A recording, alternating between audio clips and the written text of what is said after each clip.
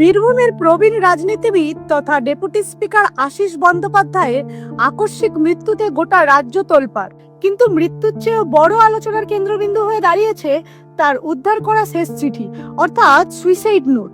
সেখানে তিনি স্পষ্টভাবে লিখে গেছেন, আমি কোনো অন্যায় বা দুর্নীতির সঙ্গে যুক্ত ছিলাম না। কিন্তু প্রশ্ন উঠছে, একজন বর্ষিয়ান নেতাকে শেষ মুহূর্তে কেন তার সততার প্রমাণ দিয়ে যেতে হলো? তিনি কি সত্যিই রাজনৈতিক ষড়যন্ত্রের শিকার ছিলেন, নাকি বীরভূমের সাম্প্রতিক রাজনৈতিক প্রেক্ষাপট তাকে এই সিদ্ধান্তের দিকে ঠেলে দিল? বীরভূমের রাজনীতিতে আশীষ বন্দ্যোপাধ্যায় পরিচিত ছিলেন একজন মৃদুভাষী শিক্ষক ও তুলনামূলকভাবে স্বচ্ছ ভাবমূর্তির নেতা হিসেবে। জেলা বা রাজ্যে বিভিন্ন সময়ে বহু দুর্নীতির অভিযোগ উঠলেও তার নামে সরাসরি কোনোদিন কোনো দুর্নীতির অভিযোগ উঠে আসে।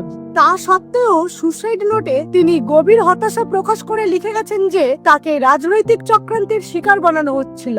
বিরোধী শিবির ও রাজনৈতিক বিশেষজ্ঞদের একাংশের মতে জেলার সমীকরণ বদলানো এবং নানা বিষয়ে দলের ভেতর ও বাইরের যে অদৃশ্য মানসিক চাপ তৈরি হয়েছিল তা তিনি সামলাতে পারেননি। পরিবারকে রাজনীতি থেকে দূরে থাকার নির্দেশ দেওয়ায় প্রমাণ করে রাজনীতি নিয়ে তার মোহভঙ্গ কতটা চরম পর্যায়ে পৌঁছেছিল।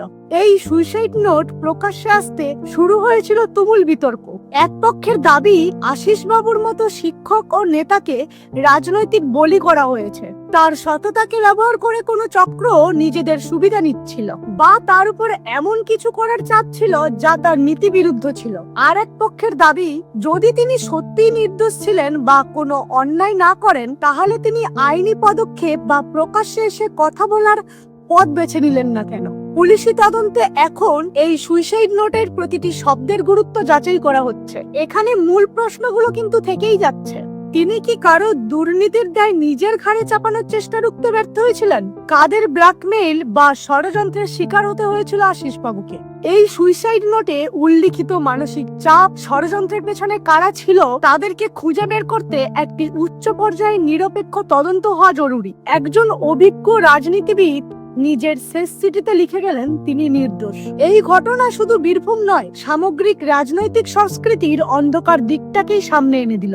এই গোটা বিষয় নিয়ে আপনাদের কি মতামত? আশীষ বন্দ্যোপাধ্যায়ের এই চিঠি কি কোনো বড় রহস্যের ইঙ্গিত দিচ্ছে? কমেন্ট করে অবশ্যই জানাবেন।